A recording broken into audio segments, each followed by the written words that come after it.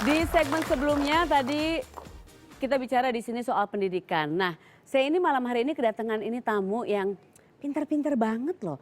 Umurnya beda dikit lah sama saya. Dia usianya yang satu 8 tahun, yang satu 7 tahun. Ada dua, ada Nasya dan Alisha. Sini dong. Nih. Duh, kakinya panjang-panjang ya. Sini, sini, sini, sini, sini. Kamu kemana? Di situ nggak ada orang. Kesini aja sini. Nah, ini Alisha, ini Nasya. Umurnya kamu berapa Nasya? 8. 8. Ininya dipakai 8 tahun. Ini umurnya? 7. 7 tahun. Jadi masih sekolah dasar ya? Kamu kemarin baru ulangan umum?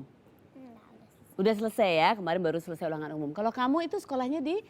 Singapura. Di Singapura. Jadi coba kamu cerita ke semua yang ada di sini, kenapa kamu ada di sini. Boleh dipasang fotonya ya. Jadi katanya kamu punya kebiasaan, aku dikasih tahu, aku baca di koran.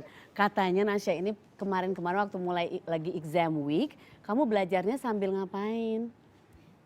Tuh ada buktinya. Sambil nonton di YouTube acara ini. Ya, Iya. terus mama bilang, tapi kan kalau lagi belajar memangnya bisa fokus dengerin suaranya aku. Bisa. Bisa. Terus kamu kenapa bisa ada di sini? Karena?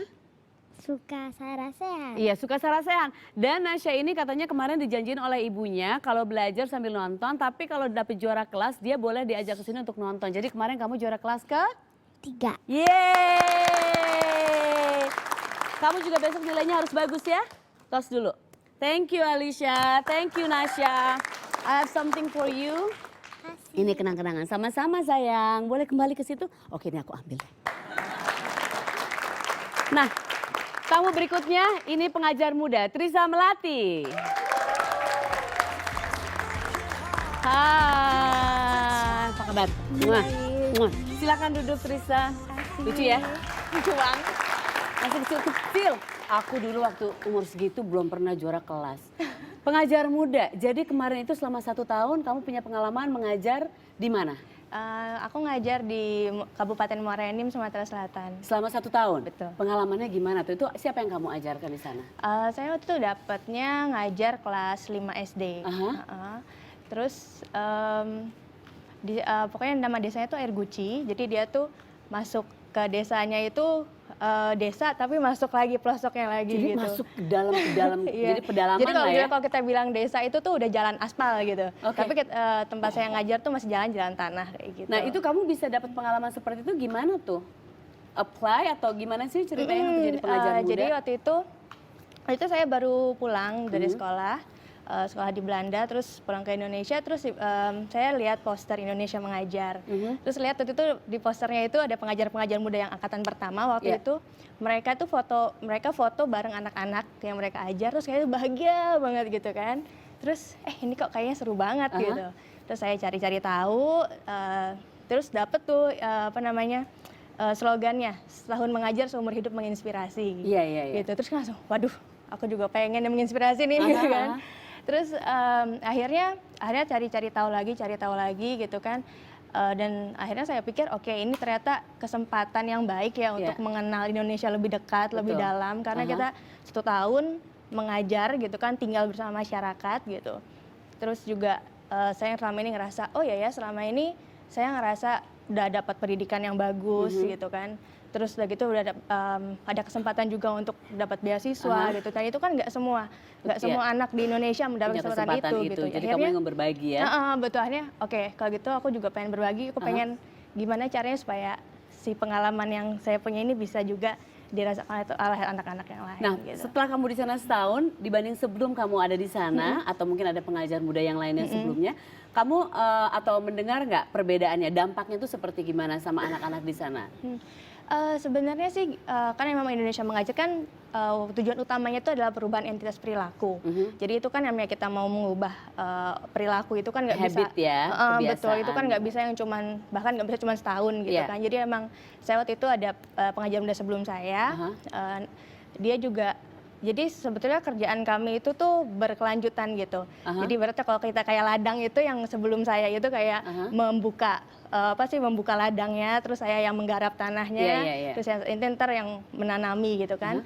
Nah sebenarnya sih yang saya lihat sejak ada pengajar muda, orang-orang di sana jadi termasuk guru-guru ya. Sebenarnya kan yang namanya potensi itu semua di seluruh Indonesia tuh ada. Pemuda yang hebat, guru yang hebat tuh ada. Cuman karena kita pengajar muda datang, mereka merasa oh kita ada temen nih gitu, ada yang mendampingi mereka gitu. Akhirnya mereka lebih semangat gitu.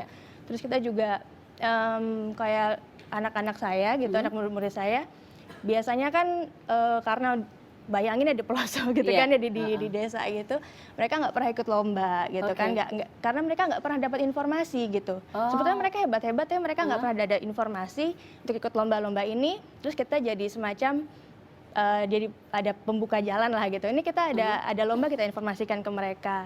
Terus, jadi mereka bisa ikut serta, bisa lomba dengan yang lain gitu ya. Akhirnya alhamdulillah baru kemarin bulan lalu ada anak salah satu murid saya mewakili Sumatera Selatan untuk konferensi penulis cilik Indonesia di Jakarta. Wow. Nah, yang seperti itu pasti kepuasan yang kamu dapatkan. Maksudnya, apa yang kamu berikan memberi makna yang luar biasa untuk hidup dia, ya, pengalaman juga untuk dia. Kita pengen lihat nih, seperti apa sih kamu pas ngajar, ada rekamannya, boleh diputar ya? Boleh, ya, pengen lihat galak nggak dia sebagai ibu guru ya? Oke, silakan. Selamat pagi semuanya. Kampung, kamera, action. Good morning everyone. Namaku Trisa Melati. Tak lama setelah menyelesaikan studi pasca sarjana bidang sejarah seni di Universitas Leiden, Belanda, aku menjadi pengajar muda di Muara Enim. Ekspresi itu semua anggota tubuh. Tadi misalnya apa? Andai saja, semuanya sambil hadap ke atas, boleh sambil menghadap ke sini, atau menghadap ke Pak Ep. Jadi jangan hanya begini, begini, ya. Kelas jauh ini menjadi satu-satunya tumpuan harapan bagi warga untuk menyekolahkan anaknya. Apalagi konsumsi ini ya, pariwisata. Visi dan misinya Indonesia Mengajar itu kan hanya dua sebetulnya, tujuan utamanya itu. Yang pertama mengisi kekurangan guru berkualitas, yang kedua adalah sebagai sarana latihan kepemimpinan untuk pengajar muda yang ditempatkan daerah-daerah. Nah, saya pikir ini dua tujuan, dua misi yang sebetulnya tidak bertele-tele, tapi itu sudah cukup menjawab. Gitu. Diambil dari Lentera Indonesia ya. Trisa, aku pengen tahu nih sebagai pengajar untuk pertama kali, apalagi ke pedalaman, pasti kan pendekatannya juga nggak mudah atau justru mudah. Kalau misalnya ada lagi pengajar-pengajar muda lainnya atau orang-orang muda lainnya yang tertarik untuk melakukan ini, kamu mau kasih tips seperti gimana?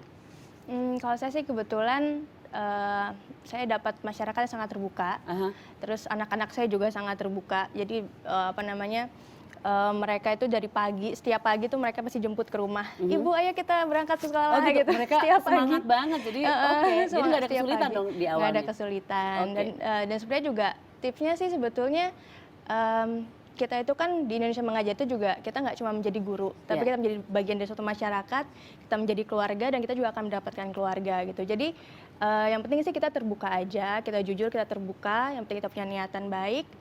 Ya udah kita akan menambah keluarga di situ gitu. Berbaur sama yang lain, anggap semuanya keluarga, itu pentingnya setahun ya. Oke. Trisa, terima kasih, kamu inspiratif sekali, semoga yang lain juga terinspirasi untuk berbagi. Mungkin kalau misalnya nggak ke pedalaman, kita nggak usah mikir yang jauh-jauh dulu, nggak apa-apa. Kalau misalnya baru mau kasih sesuatu dengan sederhana, ke sekeliling juga nggak apa-apa gitu ya. Oke, ini ada oleh-oleh untuk kamu. Terima kasih. Trisa sudah hadir di sini. Ada pesan nggak ke generasi muda sekarang, mungkin yang lagi nonton, anak-anak SD, SMP, SMA? Pesan ke semua orang Indonesia, sebenarnya semua anak-anak muda ya, bahwa kita itu kan selama ini menganggap pendidikan itu sebagai sesuatu yang kita tuh kurang sadar bahwa itu tuh sebenarnya suatu kemewahan gitu. Nggak semuanya bisa mendapatkan itu. Jadi ya. Dan itu juga sebetulnya nggak sulit ya, karena sebetulnya yang namanya mendidik itu kan tanggung jawab setiap orang terdidik. Jadi ya kita lakukan aja yang kita bisa. Kebetulan kalau memang dia yang mau masuk Indonesia Mengajar, tadi kata Pak Hikmat sedang ada lagi buka ya. Lagi ada. Tapi yang pasti untuk generasi muda sekarang adalah di saat kamu mendapatkan kesempatan untuk pendidikan yang baik, jangan disia-siakan ya. Yang rajin belajar supaya jadi pintar. Terima kasih. Ada tamuku satu lagi. Ya, kita lihat ini saya menemukan artikel ini. Sebentar ya, ini ada artikel ini. Kesakitan melahirkan Marcella Zalianty sampai marahin dokter. Saya akan tanya ke Marcella, kok bisa dokter dimarahin? Tetap di Syarat Sehat. Thank you, Rita. Terima kasih juga, Teh.